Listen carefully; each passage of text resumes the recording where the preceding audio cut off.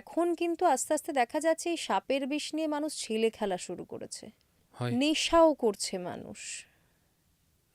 নেশা যদিও হয় না, হ্যাঁ, তো এই নেশার প্রসঙ্গে তুললে যখন তাহলে বলতে হয় যে রিসেন্ট আমাদের ইন্ডিয়াতেও আম, কোনো একজন এলভিস ইয়াদব সম্ভবত ওনার নাম, যে উনি একটা সাপের বিষ দিয়ে নেশা করার একটা পার্টি অ্যারেঞ্জ করেছিলেন, অ্যারেস্ট ফ্যারেস্ট হয়েছিলেন। তো এটা নিয়ে অনেকের মনের মধ্যে বিরাট একটা কিউরিসিটি থাকে যে সাপের বিষ দিয়ে নেশা কিভাবে হয়, কিভাবে এটা পসিবল। সাপের বিষ দিয়ে নেশা করার ব্যাপারটা অ্যাকচুয়ালি কাইন্ড অফ একটা ট্যাবু, আর কিচ্ছু না। মানে এটা একটা কিছুটা ফ্যান্টাসিও বলতে পারো। সাপের বিষের মধ্যে এমন কোনো কম্পোনেন্ট নেই যেটা দিয়ে একটা মানুষের মধ্যে নেশা তৈরি করবে। এটা জাস্ট একটা ফ্যান্সি একটা, এটা অবভিয়াসলি হাই সোসাইটির মধ্যেও মানে বেশি হয় আর কি এই জিনিসগুলো, যে অনেক সময় আমরা দেখি যে জিভ বার করে একটা কোবরা জিভের মধ্যে বাইট করে দিচ্ছে। সেই কেসগুলোতে কি হয়, কোবরাটার বিষ থলি এবং বিষ দাঁত টোটালি কেটে ফেলা হয়। মানে ওর বাইটে কোনো বিষ তোমার শরীরে কোনোভাবে আসবেই না, শুধু ওই কামড়টা পড়লো। জাস্ট ওটা দেখলো। সাপের বিষ দাঁত ছাড়াও আরও ছোটো ছোটো দাঁত থাকে, তাতে হয়তো তোমার কিছুটা বাইট হলো, হয়তো ব্লাড এলো, কিন্তু বিষ আসার কোনো সম্ভাবনা নেই, কারণ বিষ থলি কেটে নিয়েছে। মানে এটা কোনো লোককে, রিস্ক রাখবেই না ওরা, মানুষকে দেখানো, তার মানে। দেখানো, আর কিচ্ছু না, আর কিচ্ছু না।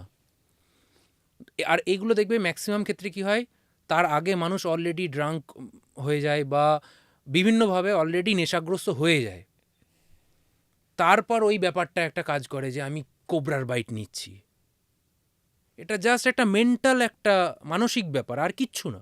আর যেগুলো কোবরার বাইট ওইভাবে দেখানো হয়, যদি ওর দাঁত থাকে বা যদি ওটা কোনো জায়গা থেকে রিসিউ করা কোবরা হয়, একদম ন্যাচারাল যদি কোবরা হয়, তার মধ্যে যদি বিষথলি বিষজাত থাকে, বাইট হওয়ারও কয়েক মিনিটের মধ্যেই ও মারা যাবে, 100% মারা যাবে, কারণ ও অলরেডি টক্সিকেটেড, ও স্বাভাবিক অবস্থায় নেই, ও মত্ত অবস্থায় রয়েছে। আর তার উপর যদি আবার যদি নিউরোটক্সিন যদি ওর নার্ভের উপর অ্যাটাক করে, ও তাড়াতাড়ি মরে যাবে।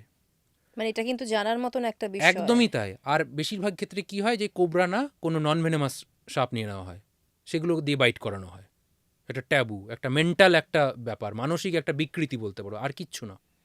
এরকম কত কিছুই আছে পৃথিবীতে, আমরা দেখি, আমরা ভাবি হয়তো সত্যি, হ্যাঁ, একদমই কিন্তু তাই। তোমাদের মতো মানুষদের দরকার এই ভুলগুলো ভাঙানোর জন্য।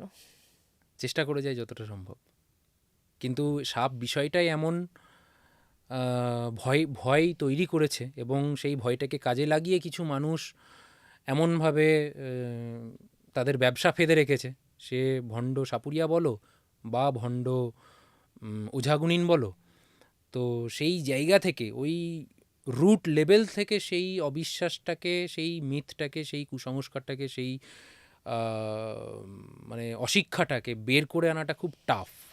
গ্রাউন্ড লেভেল থেকে কাজ করি তো বুঝি জিনিসগুলো।